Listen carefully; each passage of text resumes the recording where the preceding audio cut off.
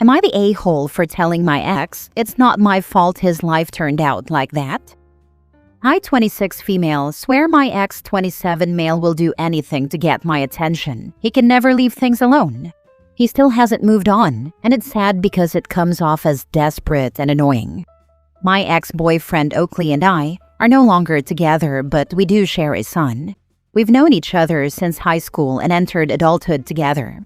I thought he was my high school sweetheart like in the movies, but boy was he a good liar. When our son was 2, I found out he was expecting a baby with another girl. I ended it right there, but he came up with every excuse in the book to try to get me back. Anyway, we share custody, and some days it's okay. It's been 6 years since that happened. I know his daughter's mother is no longer in her life, but back then, it was a huge plot twist. Turns out his daughter isn't even his, but he can't do anything about it now because he's been raising her as his own. So, my son's sister had her birthday this weekend. Oakley asked if he could keep our son for a few hours to attend the party. I agreed, got my son dressed, and Oakley came to pick him up. I was supposed to get him after the party. I checked in to make sure everything was okay around the time the party was ending. I arrived about 5 minutes early, and my son was already tired. Oakley put our son in the car since he was sleeping, but then he wanted to talk. I thought it was going to be about our son or our co-parenting, but it wasn't. He just felt comfortable dumping his issues on me. He started telling me how hard things are for him right now, how he's lonely, and how his daughter is lonely too. I simply asked if he was done because I didn't care, and just wanted to get home and sleep for work. He got upset because I wasn't giving him my time. If I don't show that I care, he gets all pissy for no reason. He asked me how I felt about it, like he wanted me to agree with him. I told him it's not my fault his life turned out that way. Now for the top comments. He lost that privilege the moment he decided to violate you and your boundaries, and just straight up cheat. You are not the a-hole. You do not owe this man a single ounce of your time. For real, absolutely valid response, OP. You've been protecting yourself and your son from your baby daddy's drama for a long time. If what your baby daddy has to say isn't about your son or co-parenting, then it's not your problem. He's not your boyfriend, not even a friend. He is simply your baby daddy. Leave it at that. All communication should be about your son. End of discussion, not the a-hole. Exactly. OP owes him nothing beyond what's needed for co-parenting. Trying to guilt her into emotional support is way out of line. She set the boundary, and that's that. This is the second post I've read where a guy cheats and has another child. What is wrong with the world? Anyway, not the a-hole. If he didn't want to be lonely, maybe he shouldn't have, I don't know, cheated? The only one I feel bad for is the daughter. I personally know a guy who was two-timing. I don't know which girl came first, if any. One of the girls was my friend, and so was the guy. Anyway, he was dating our mutual friend and some other girl when the other girl got pregnant. He came clean to my friend about seeing the other girl, and they broke up, but he didn't tell her about the pregnancy. Then my friend had a pregnancy scare herself, and he flipped out at her and told her to get lost. She wasn't actually pregnant though, just thought she might be. Probably because, at this time, he was already engaged to the other girl he got pregnant. He went on to marry her, assuming maybe my friend had an abortion because nobody ever saw her with a baby. Found this one out years later, always thought he knew she was never actually pregnant. 2 years later, he found out the kid wasn't his. His wife had a FWB whom she was still seeing in secret, who is the actual baby daddy. She knew it, and so did her FWB. Basically, they both decided to take him for a ride and have him play dad and pay up, while they kept sleeping together. When I read stories like this, I always think of him. Next story. Am I the a-hole for not allowing my ex's husband around my kids in order for my kids to know they're half-siblings? I have 2 kids, 11 female and 9 male, with my ex, Jody. We were never married, but we were together for a long time, from ages 14 to 28. And we stayed together until our son was a month old. One day, she left me without a word and was gone for over a month, leaving the kids with me. Her parents were the ones who informed me she was safe, but said she didn't want to talk to me. Eventually, she reached out and told me she was done with our relationship and asked if I would give her sole custody of the kids. I said no. For a few months after that, she was very inconsistent about seeing them. I filed for physical custody of the kids and one temporary custody. However, by the time we got our formal court date, she had become more consistent, so custody was changed to shared physical custody, but I retained legal custody. Jody went on to marry Davis, and he was an a-hole. He told me he wanted to raise the kids with Jody and asked me to sign away my parental rights to him. He'd show up at exchanges with Jody, calling himself dad or daddy to the kids. Then he'd try to start something, but I always kept it calm and moved along quickly for the kids' sake. Davis really tried to paint himself as the better parent and attempted to engage in parental alienation, but the kids had a stronger relationship with me than with their mom or him, so he failed. When the kids were 6 and 4, Jody drove drunk with them in the car. She was not only arrested but also lost custody. She served a few months in jail, was released, and was allowed supervised visits with the kids. Those visits ended after 6 no-shows. Then, during a visit, she showed up carrying an illegal gun that she had started bringing everywhere. She finally got caught because of it, and all supervised visits were terminated. At that point, I was awarded full physical and legal custody. During her no-shows, Davis tried to take Jody's place at the visits, but he was denied. Jody has contacted me via email twice in the last 18 months. The first time was to tell me she was pregnant, and the second time was to inform me she had given birth. Not long after, someone else told me Jody was pregnant again. In June, Davis emailed me and asked if he could bring his child over to see the kids. He said the kids all deserve to know each other and become siblings in more than just biology. He assured me Jody wouldn't be anywhere near them. It would be just him, and he would do the same when the next baby arrives. I debated responding, but I wasn't obligated to reply, so I didn't. However, he followed up with 3 more emails over the next month. Then, he sent another follow-up email within minutes, saying I needed to think of the kids and that I could hate him all I want, but he loved my kids and wanted to be a good dad to them.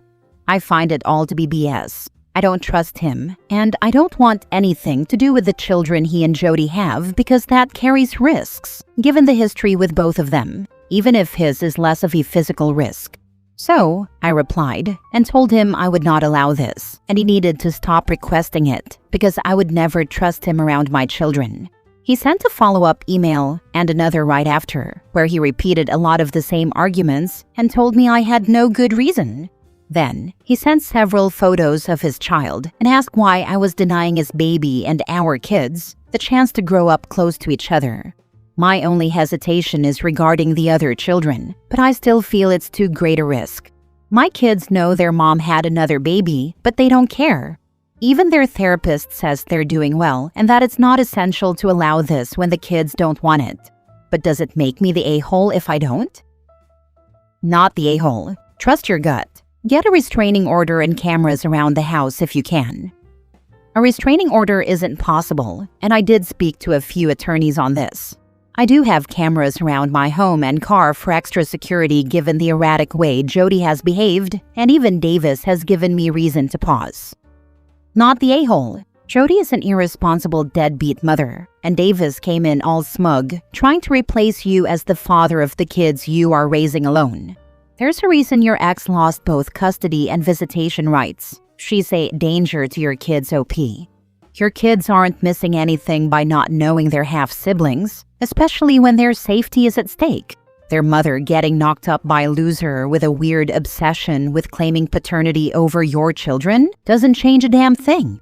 The main point is that Jody and Davis can't be trusted with your kids and have proven that time and time again. If Davis wanted the kids to be in each other's lives, he should have thought about that before trying to erase you from your own children's lives. His wife should have also worked on being less of a crappy mom. You need to protect your babies, and if that means the kids never meet their half-siblings until they are old enough to reach out themselves, without any irresponsible parents in the picture, then so be it. Davis and his emails can get lost. The worst part about that is Davis knew Jody left the kids with me when she left me. He knew she didn't even reach out to see how they were and was inconsistent. He married her anyway and decided he could be number one dad. Next story.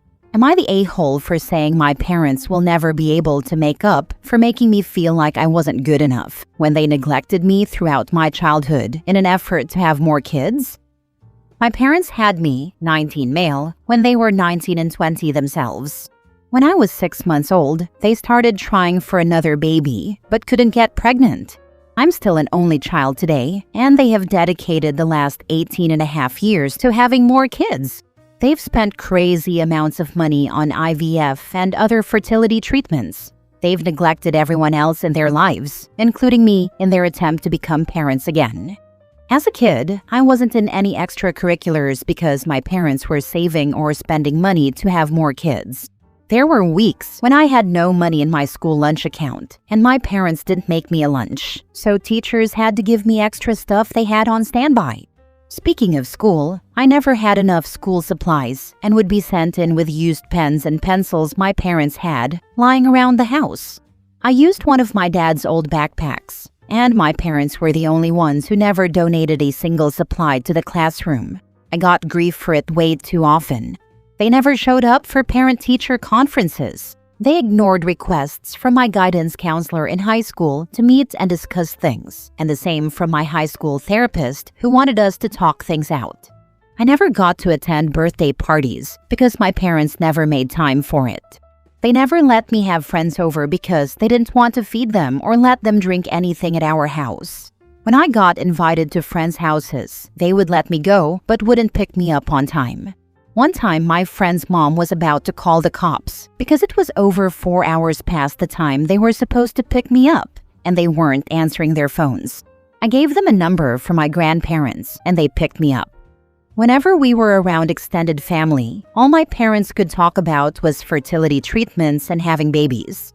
There were many times when they both said they just wanted to have kids and hated not being able to. Other times, they would say they wanted more kids but added that they hated feeling like they had to settle for just one. We didn't always have as much food in the house as we should have because my parents would do anything to save for treatments. I never got new clothes unless my old ones were so worn out they couldn't be worn anymore. One time, I only had 2 outfits to alternate between. Every time they went for treatment and it failed, they would cry and talk about how unfair it was that they were being denied this, and I had to listen to it. Between ages 16 and 18, I spent a lot of time sleeping over at friends' houses. I also got a part-time job. On my birthday, I went to stay with a friend's family for several weeks, and then 4 of my friends and I started renting a place together. I had contact with extended family throughout, but I always felt like they weren't there enough for me, even though they knew because I told them what was going on. But now they're saying my parents are getting older and won't be able to try forever. They've asked me to have compassion and understanding when my parents try to form a relationship with me. My extended family argues they are still my parents, and I should forgive them for not being the best, and that I should let them make it up to me when the time comes. I told my extended family that my parents can never make up for neglecting me in their effort to have more kids, and I can never forgive them for making me feel like I wasn't good enough. I told them my therapy bill will be huge by the end, and my parents caused it all. They messed me up and left me with the bill. My extended family said I'm not understanding my parents' position. Am I the a-hole? Now for the comments. So basically, they severely neglected the kid they had to have a kid. Your parents are wackos. That's exactly what happened, only they had no more kids.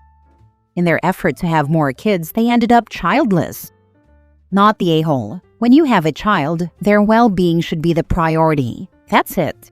Everything else, including having other children, is secondary. Their entire lives revolved around this until you went hungry and had nothing to wear. Honestly, this sounds like the horror stories of neglect I heard while living in the foster care system. In truth, they never should have been parents. They're too selfish for it. OP, you owe them nothing. They ruined your childhood and sabotaged every single chance at happiness you got. Personally, I'd start ghosting the people telling you this. They're toxic. They watched you get abused and did nothing. They're all garbage. I knew kids in foster care who had more than I did. There was a kid in my class for years. He was in foster care, and he legitimately seemed to have a good life despite foster care. He had more and newer stuff than I did.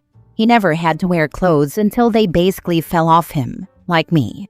I'm glad for him, but I think people don't always realize this kind of thing can happen to kids like me who were raised by bio parents and never spent a day in foster care. Last story. Am I the a-hole for not believing my husband when a woman showed up claiming she's pregnant with his baby? This has been messing with my head for a week, and I need to get it out. My husband went to his best friend's bachelor party about 2 months ago. It was out of town, a guys-only weekend type of deal. I knew they'd be drinking, and there'd probably be women involved. He told me it was just strippers. I didn't love that, but I let it go. We've been married for 4 years, and I've never had a reason not to trust him. Last week, this woman showed up at my work. Not even at our house, my work. She asked if I was married to him, and then told me she's pregnant and thinks the baby is his. She said she met him at a party that weekend, that he was drunk, and they hooked up. She said she tried reaching out to him, but he ignored her, so she found me. She wasn't yelling or acting crazy or anything, just calm, like she'd made peace with whatever happened. She told me she's not looking for anything from me or him yet. She just wants to make sure he knows and ask if he'd be willing to take a test later on. I didn't even know what to say. I just stared at her. She gave me her number and left. That night, I confronted him, and he denied everything. He said he blacked out that night, but swears nothing like that happened. He said the guys hired dancers and there was some touching, but he didn't sleep with anyone. He swears it's not true. But if he blacked out, how would he even know? I told him he's going to take the test when the time comes. He agreed, but he's been acting like I betrayed him for even considering it could be true. Like I'm the one doing something wrong. My friends are split. Some think the whole thing sounds shady and she's probably just trying to pin it on someone. Others say if she came to me calmly, instead of blowing it up on social media or acting wild, maybe she's telling the truth. I'm trying to keep my head on straight, but I feel like I'm losing it. Would I be the a-hole for not standing by him right now when he says he didn't do it? I don't know who to believe anymore.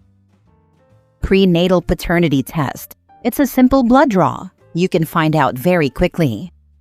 Exactly. No need to spiral when there's a direct way to get answers.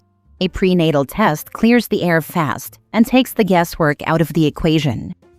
And you can't just pin it on someone when DNA testing will prove if he's the father. Call her, see what she remembers about him. Something only someone who's seen him naked might know. Good luck. Oh, this whole thing makes me sick to my stomach. But yeah, I might call her. I need something to feel real right now. She's asking for a DNA test. She's not asking for him to take responsibility without any proof. I would only be suspicious if she suddenly doesn't want to do the test anymore.